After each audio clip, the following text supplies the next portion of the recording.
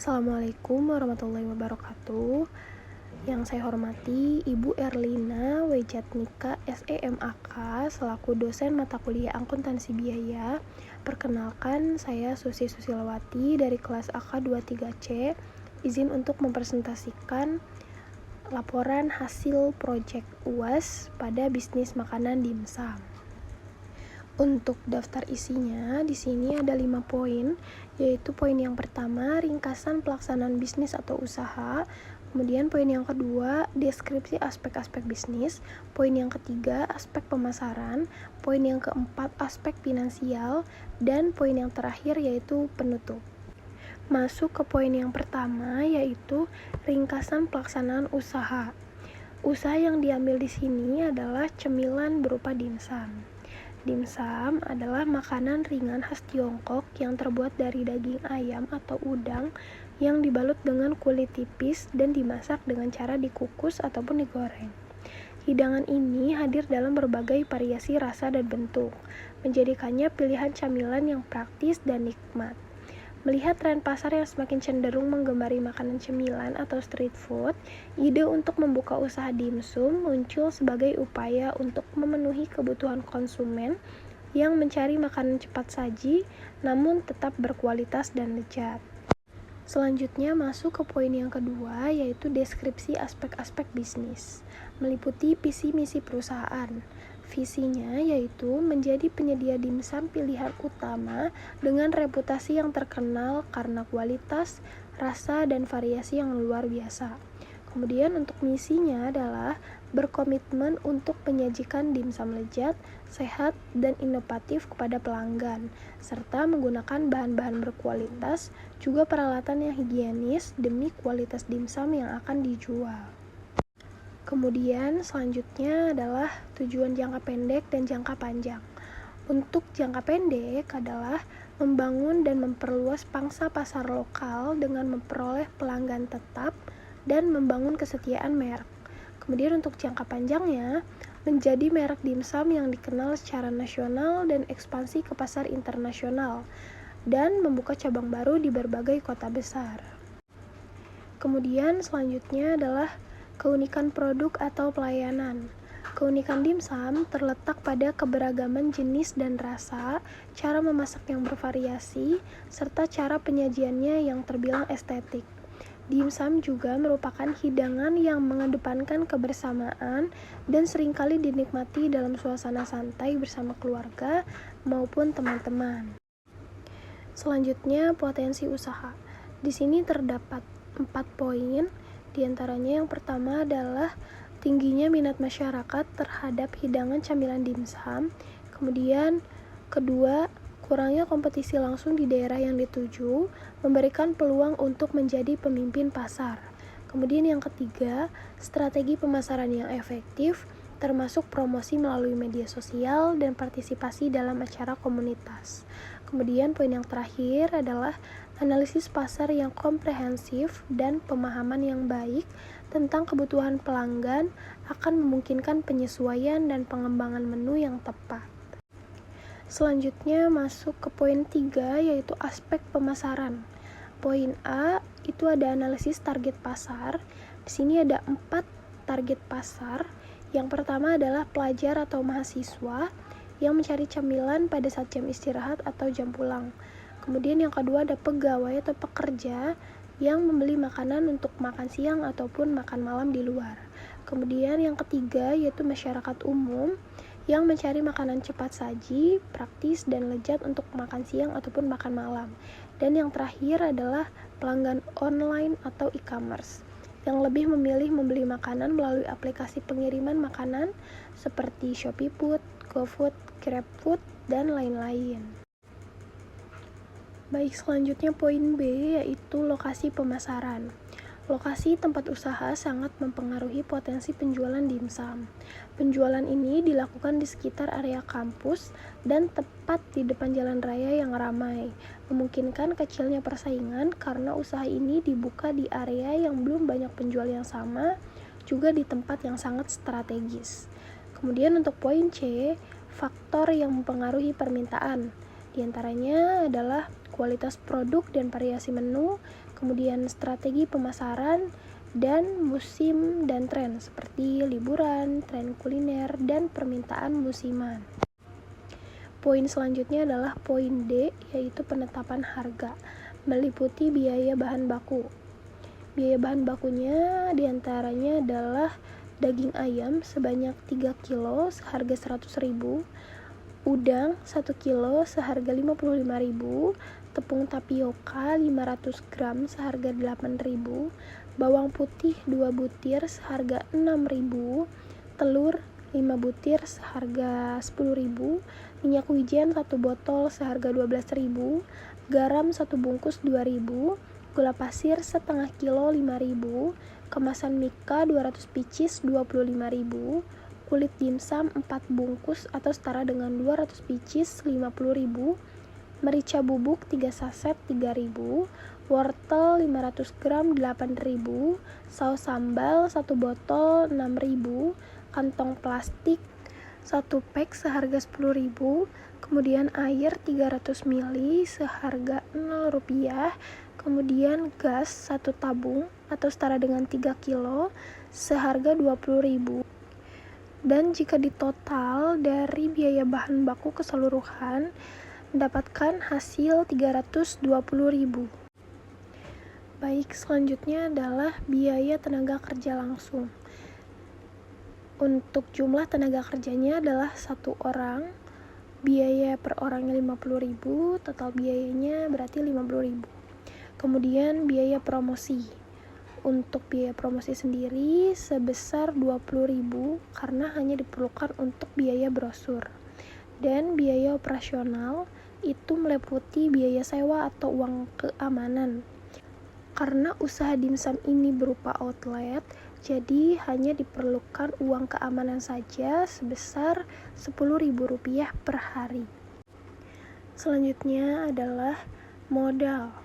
Untuk modal keseluruhannya, biaya bahan baku langsung tadi sudah dijelaskan rinciannya, yaitu sebesar 320.000.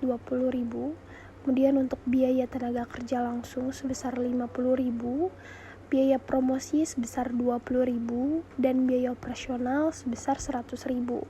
Sehingga jika ditotal mendapatkan hasil 400.000.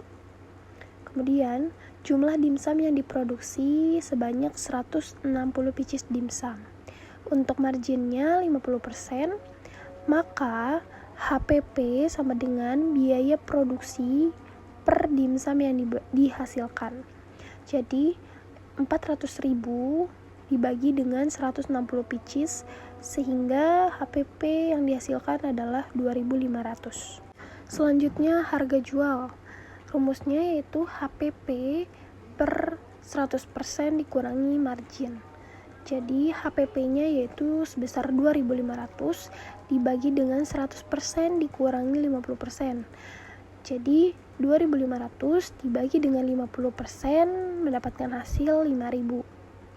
Kemudian jika semua dimsum terjual sebanyak 160 pieces, maka keuntungannya adalah total penjualan dikurangi HPP. Total penjualannya harus dihitung dulu. Jadi di sini 5.000 dikali 160 pieces. 5.000-nya itu dari harga jual per unit dikali dengan 160 pieces, kemudian dikurangi dengan HPP. HPP-nya itu 2.500 dikali dengan 160 pieces. Jadi 5.000 dikali 160 pieces mendapatkan hasil 800.000 dikurangi dengan 2.500 dikali 160 pieces mendapatkan hasil 400.000. Jadi 800.000 dikurangi 400.000 sehingga keuntungan yang diperolehnya adalah 400.000. Selanjutnya masuk ke poin yang keempat, yaitu aspek finansial atau kelayakan usaha. Poin A besar yaitu perkiraan finansial. Untuk A kecil yaitu ada analisa rugi laba. Kita harus menghitung dulu perkiraan pendapatannya.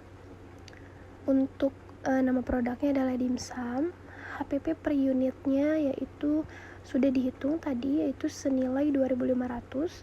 Kemudian harga jual per unitnya 5.000, laba kotor per unitnya 2.500, Perkiraan penjualan dalam sebulan yaitu 4.800 didapatkan dari 160 pieces dikali 30 hari. Kemudian untuk perkiraan laba kotor dalam sebulan yaitu senilai 12 juta. Jika semua dimsum terjual sebanyak 160 pieces, maka tadi kan sudah dihitung, keuntungan yang diperoleh adalah 400.000 per hari. Jadi jika dikalkulasikan dalam 1 bulan, keuntungannya adalah 12 juta per bulan. Kemudian untuk perkiraan biaya tenaga kerja langsung, jumlahnya adalah 50.000 per hari. Jadi jika dihitung per bulan senilai 1.300.000. Ini dihitung hanya 26 hari karena 4 harinya dihitung libur. Selanjutnya yaitu adalah perkiraan biaya bahan baku. Tadi sudah dijelaskan total dari jumlah perharinya yaitu sebesar 320.000. Nah, untuk jumlah per bulannya adalah untuk daging ayam jumlah perharinya 100.000, untuk jumlah per bulannya 3 juta, untuk udang per hari 55.000, per bulan 1.650.000, untuk tepung tapioka per hari 8.000, per bulan 240.000, untuk bawang putih per hari 6.000 dan untuk per bulan 180.000, telur per hari 10.000, per bulan 300.000, untuk minyak wijen per hari 12.000 dan untuk jumlah per bulan adalah 24.000. Kenapa 24.000? Karena pemakaian minyak wijen dalam 1 bulan hanya dibutuhkan 2 botol. Kemudian untuk garam jumlah per hari 2.000, untuk jumlah per bulan 6.000. Ini konteksnya sama dengan minyak wijen tadi. Jadi garam dalam sebulan hanya dibutuhkan 3 bungkus. Begitu juga dengan gula pasir per hari 5.000 dan untuk per bulan 15.000. Kemudian kemasan Mika untuk jumlah per harinya 25.000 dan untuk jumlah per bulannya 750.000. Kemudian kulit dimsum itu sebesar 50.000 per hari dan untuk per bulannya 1.500.000. Kemudian untuk merica bubuk per hari 3.000, per bulan 90.000. Untuk wortel jumlah per harinya 8.000, jumlah per bulannya 240.000. Dan untuk saus sambal jumlah per hari 6.000 dan per bulan 180.000. Kemudian untuk kantong plastik jumlah per harinya 10.000 dan jumlah per bulannya 300.000. Untuk air gratis 0 rupiah. Kemudian untuk gasnya jumlah per hari 20.000, jumlah per bulannya 200.000. Jadi untuk pemakaian gas hanya dilakukan 10 kali dalam 1 bulan. Jadi untuk pemakaian gas sebesar 200.000 per bulan. Untuk total keseluruhan dari biaya bahan baku untuk jumlah perharinya sebesar 320.000 dan untuk jumlah per bulannya sebesar 8.675.000. Baik, selanjutnya adalah perkiraan biaya promosi. Untuk biaya promosi jumlah perharinya adalah 20.000 dan jumlah per bulannya 100.000. Jadi untuk biaya promosi dilakukan 1 bulan sebanyak 5 kali. Kemudian biaya operasional untuk biaya perharinya adalah 10.000 dan untuk biaya per bulannya adalah 300.000. Kemudian selanjutnya perkiraan total biaya produksi keseluruhan. Untuk biaya bahan baku senilai 8.675.000, kemudian biaya tenaga kerja langsung senilai 1.300.000, kemudian biaya promosi sebesar 100.000 dan biaya operasional sebesar 300.000. Sehingga jika ditotal mendapatkan hasil 10.375.000.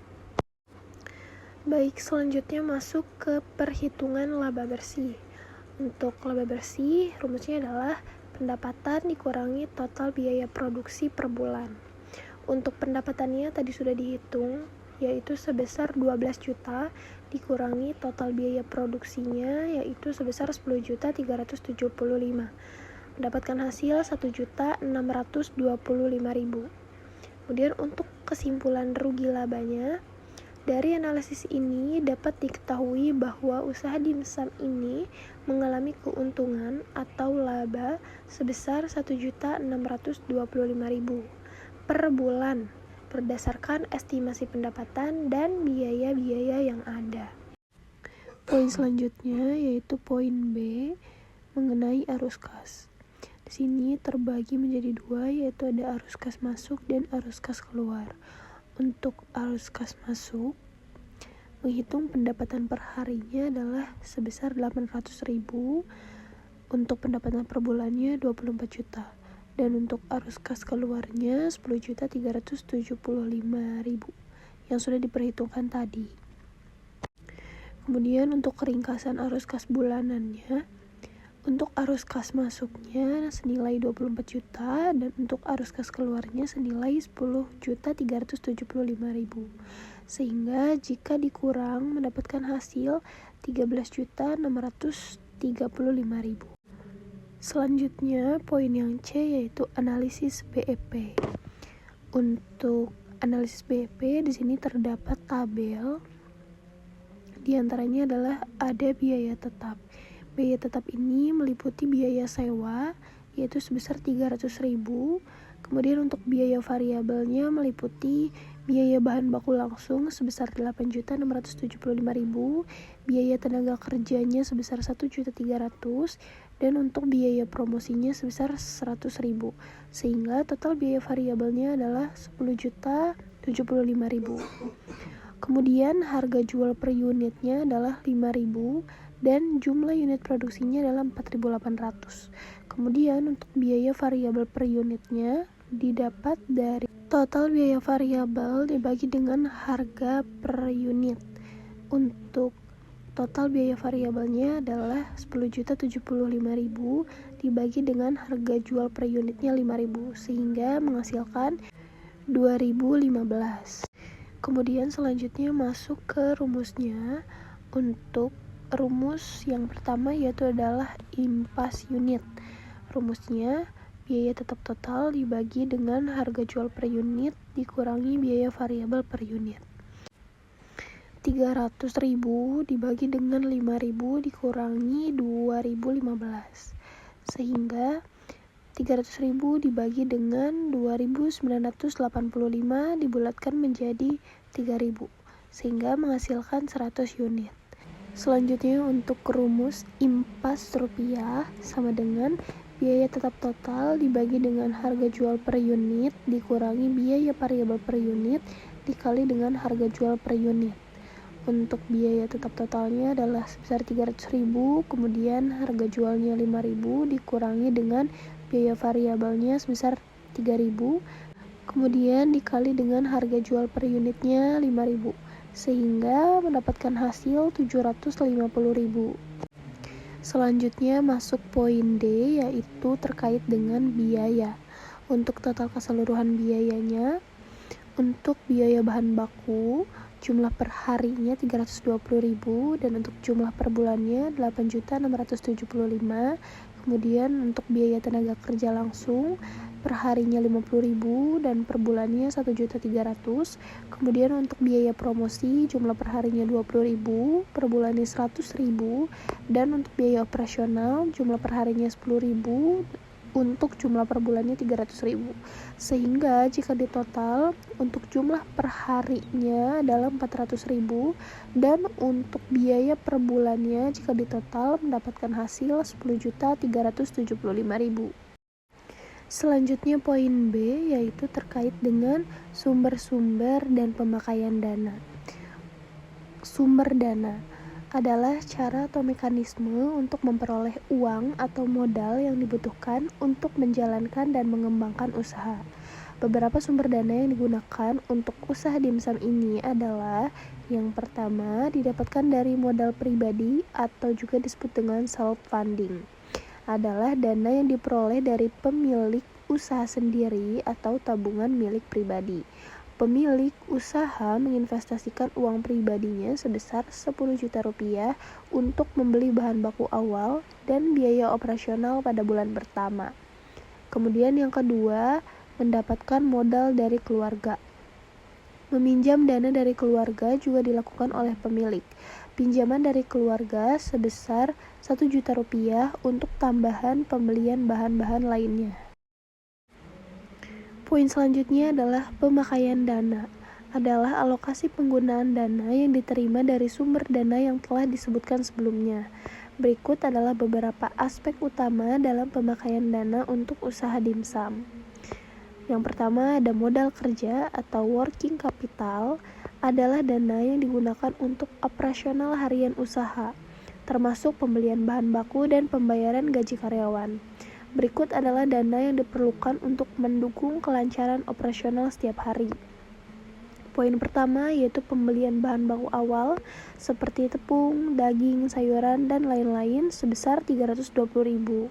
Kemudian untuk gaji karyawan bulan pertama sebesar Rp1.300.000. Sehingga total pemakaian untuk modal kerja adalah sebesar Rp1.620.000. Kemudian poin yang kedua yaitu biaya operasional bulanan. Setiap bulan, usaha dimsum membutuhkan biaya operasional untuk menjalankan aktivitas harian. Berikut adalah pengeluarannya. Yang pertama ada biaya pemasaran dan promosi sebesar Rp100.000 dan biaya sewa sebesar Rp300.000. Kemudian total pemakaian untuk biaya operasional adalah Rp400.000 per bulan. Selanjutnya bagian C yaitu adalah rencana anggaran. Adalah dokumen yang merinci seluruh biaya dan pendapatan yang diperkirakan untuk periode tertentu, biasanya per bulan ataupun per tahun.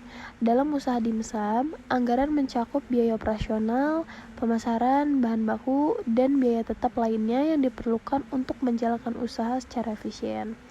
Berikut ada tabelnya, yaitu untuk pendapatan bulanan sebesar 24 juta, untuk biaya tetap bulanan sebesar 1.700.000, biaya variabel bulanan 8.675.000, total biaya bulanan sebesar 10.375.000, untuk laba rugi bulanan sebesar 1.625.000.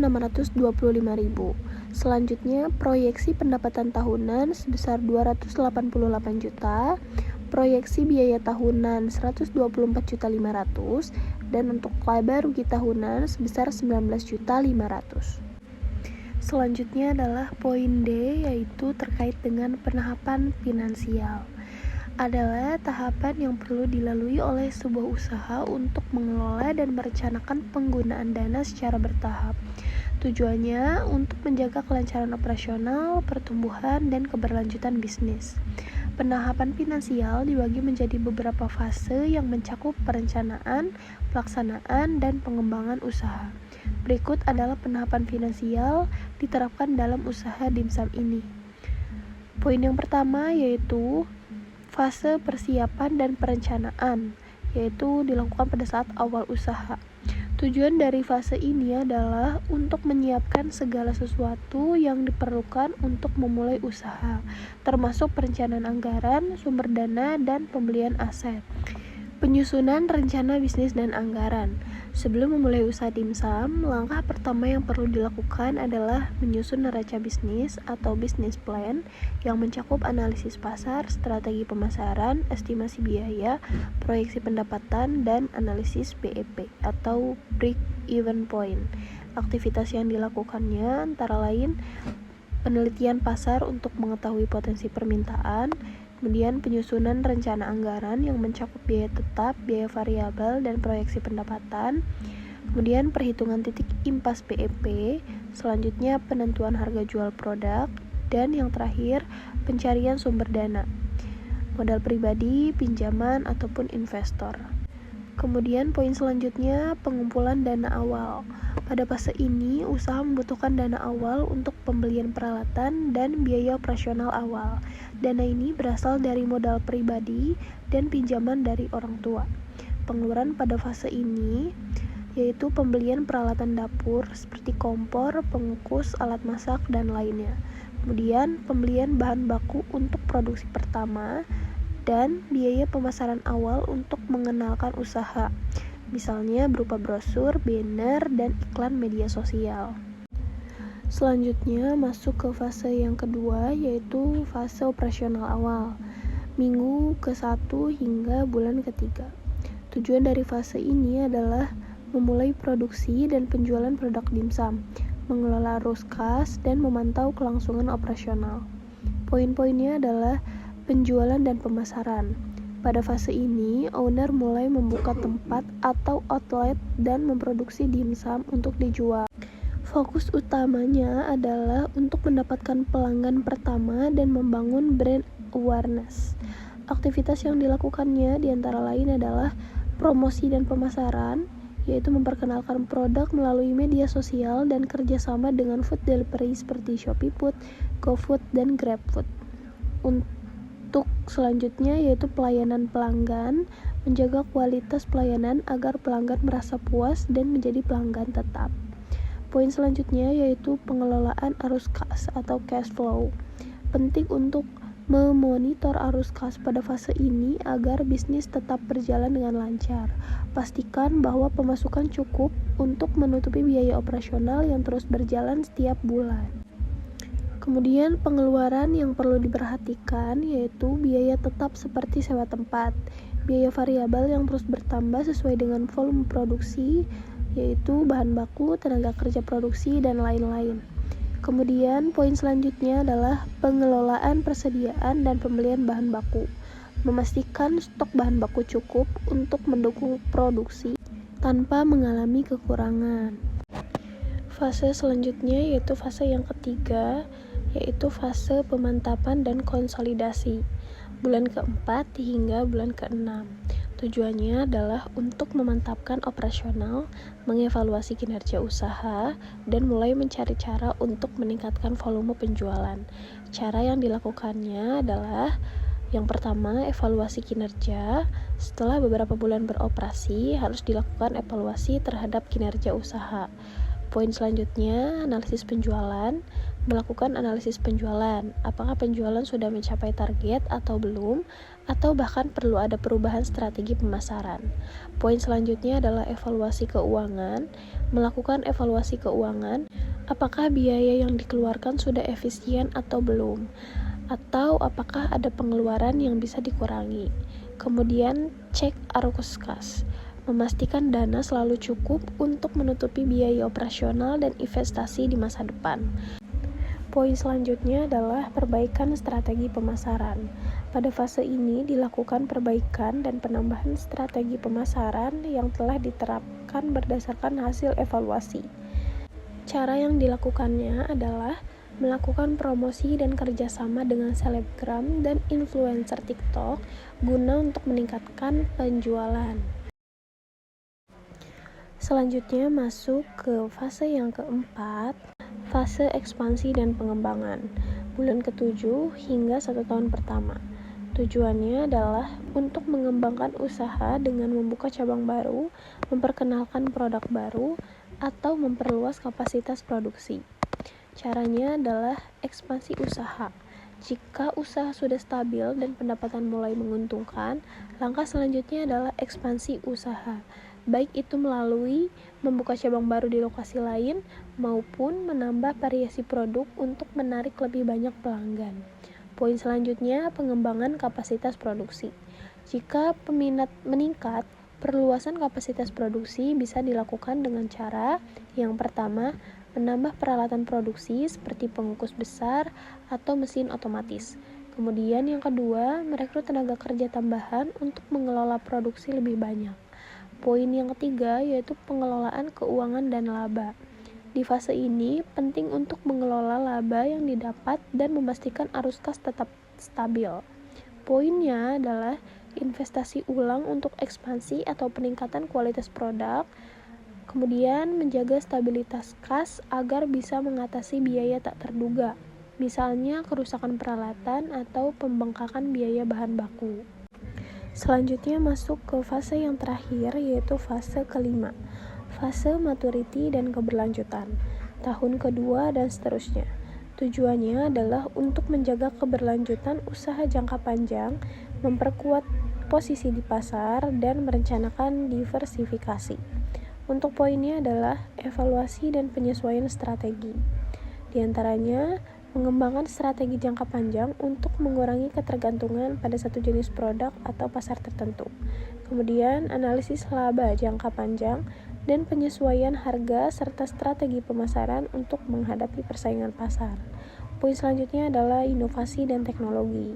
Pemanfaatan teknologi seperti pemesanan online atau sistem manajemen inventaris yang lebih efisien bisa mengurangi biaya operasional. Selanjutnya, kesimpulan. Bisnis dimsum ini memiliki peluang yang sangat besar untuk tumbuh dan berkembang, terutama dengan mengedepankan kualitas produk, inovasi, dan pelayanan yang memuaskan pelanggan. Dengan melihat tren konsumsi makanan yang terus berkembang dan tingginya permintaan terhadap makanan praktis, bisnis ini diyakini akan mampu menarik minat pasar yang luas. Dengan perencanaan yang matang dan eksekusi yang tepat, usaha dimsum ini berpotensi untuk menjadi pilihan utama konsumen dan meraih kesuksesan di masa yang akan datang. Baik, cukup sekian presentasi yang dapat saya sampaikan. Kurang lebihnya mohon maaf. Terima kasih. Wassalamualaikum warahmatullahi wabarakatuh.